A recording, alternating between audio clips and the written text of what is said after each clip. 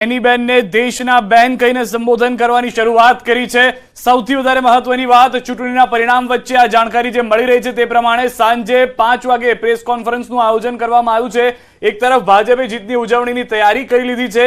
ભાજપ મુખ્યાલય પર ઉજવણીની તૈયારી કરવાનો સમય સાંજનો 5 વાગ્યાનો નક્કી કરવામાં આવ્યો છે। જે રીતના હાલમાં આંકડાઓ છે દીપા એ સ્પષ્ટ કરી રહ્યું છે કે ભાજપ છે તે કદાચ બહુમત સાથે એનડીએ સાથેની બહુમત સાથે આગળ વધી રહી છે, પરંતુ હજી પણ 294 નો આંકડો 300 પર પહોંચવું પણ મુશ્કેલ થતું જોવા મળી રહ્યું છે।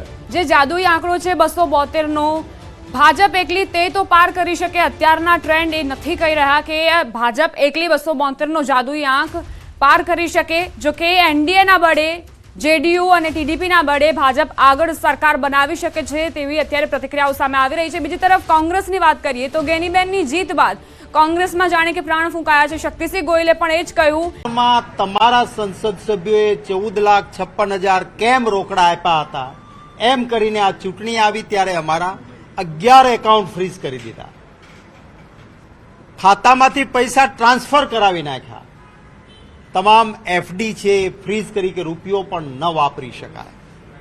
અને ભારતીય જનતા પાર્ટી એમ માનતી હતી કે પૈસા વગર ચૂંટણી ક્યાં લડશે, આપણે 400 કે પાર થઈ જશું। સલામ કરીશ ગુજરાતની દેશની જનતાને, મારા કોંગ્રેસ પક્ષના કાર્યકર્તાઓ અને નેતાઓને। કોંગ્રેસના કાર્યકર્તાઓએ ખિસ્સાના પૈસા કાઢીને આ ચૂંટણીમાં પૈસા વાપરીને ઉમેદવારોને મદદ કરી છે।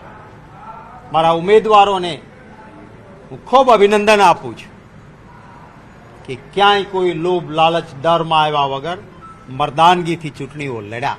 5 લાખની પારની વાત કરનારને નાકે પાણી લાવી દીધા।